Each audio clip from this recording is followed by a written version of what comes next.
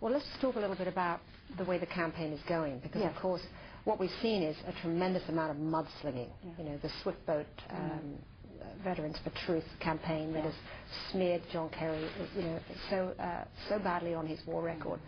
Does that for you bring back the ugly memories of the campaign in which your husband was so badly smeared?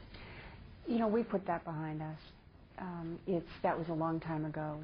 Obviously we've mended fences and we're great friends with the Bushes now, but it's time to move on from Vietnam. You know, on that campaign, it wasn't just your husband who was smeared. I mean, the things they said were completely outrageous. I mean, they said that he fathered a black child out of wedlock. You know, they said they called you a drug addict at the time.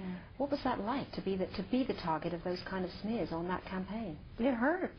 I mean, I'll be very frank with you. There's no getting around it. It hurts. It hurts for myself, and it certainly hurt me to watch my husband have things said about him too. Now, at that time, your husband very sort of nobly, as he has since, declared, I am going to pull all my attack ads immediately. That was his reaction. Rather than go ballistic against the smears, he decided to pull his own attack ads. But he lost the race. Yeah. What does that say? Well, he didn't lose the race because he pulled the attack ads. You know, there are many other elements that went into the fact that he lost that race, and it was a well-fought race. Would you want to go through that process again after the campaign last time, which was so terribly grueling for you? Well, I think I'd understand it better, and you know, more of it would probably roll off my back. More. I hope anyway. I hope I could be a little more mature about some of the stuff. Well, I mean, I was very touched actually though when you wept when he lost. Yeah, you know. What were you feeling at that time? You know what I was honestly, and I think what everyone missed in that is it wasn't so much weeping because we lost. We knew that it was a crapshoot the entire time. I never, you know, if we had won, it would have been, in my mind, a complete surprise because we were such an underdog and all that. It was more that, particularly in South Carolina and some of the other states, that people perhaps believed what was said about us.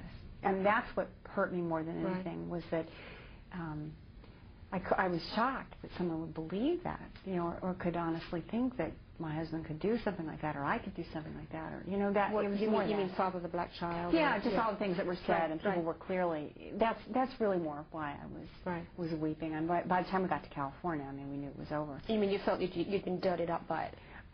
It wasn't so much dirtied up. It was just I was having a very hard time understanding how people could believe such horrible things.